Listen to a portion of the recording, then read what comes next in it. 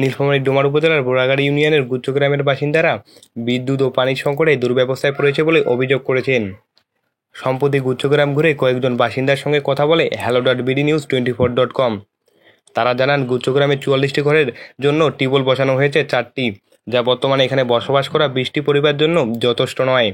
শুধু তাই নয়, নষ্ট হয়ে যাওয়ায় একটি টিউবওয়েল পুরোপুরি অকেজো অবস্থায় আছে। ভূমি ও গৃহহীনদের জন্য সরকারের নেওয়া গুচ্ছগ্রাম প্রকল্পের আওতায় তৈরি করা এই গ্রামে নির্মাণ করা ঘরের সংখ্যা 44টি হলেও বর্তমানে 20 ঘরে বসবাস করছে প্রায় 1.5 শতাধিক মানুষ। টিউবওয়েল দিয়ে পানি না ওঠার অভিযোগও করে অনেকেই। টিউবওয়েল ঝোঁকাইতে আমাদের কলিজা পানি শেষ হয়ে গেছে, তারপরেও টিউবওয়েলের পানি বেড়ায় না। এখন কি করব আমরা? কোনো তো উপায় নেই, পানি খেয়ে তো বাঁচা লাগবে আমাদেরকে। এখানে হচ্ছে 30টা পরিবার। এখন আমাদের টিউবওয়েল যে 3টা, এই 3টা টিউবওয়েল দিয়ে আমরা চলতেই পারি না, অনেক সমস্যা হয়। সমস্যার কারণগুলো হচ্ছে কি, একটা পরিবারে যদি 4-5টা লোক থাকে, তারা যদি গোসল করতে যায়, গোসল করতে করতে সন্ধ্যা হয়ে যায়, কেউ গোসল করতে পারে অর্থাৎ কেউ পারে না।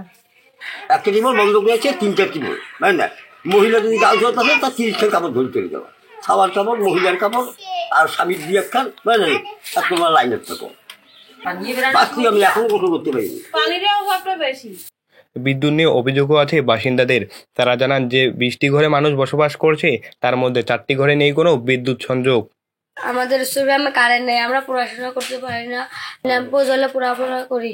খুব সমস্যা কারেন্ট নিয়ে, এরকম গরম, লাইটে থাকা যায় না, গরমের মধ্যে লেখাপড়া হয় না, বাচ্চা কি করি, খুব জ্বালায় আছি। গরমের না যে থাকা যাচ্ছে না, কারেন্ট নাই, রান্না বান্না করতে পারতেছি না, আর গরমের বাচ্চারা থাকতে পারতেছে না।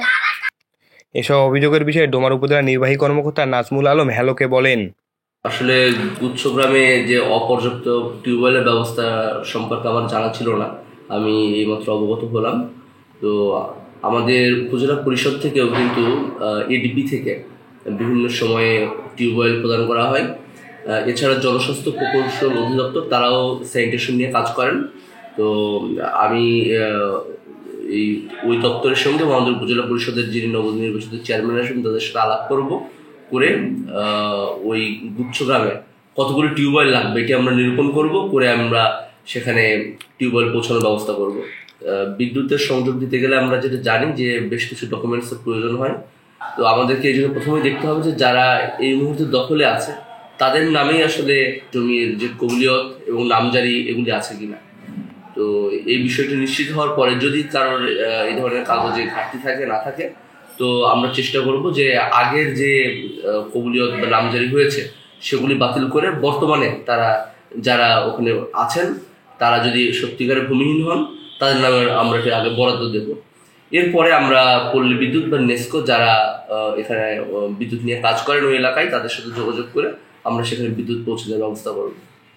মাহমুদ হাসান, hello.bdnews24.com, নীলফামারী।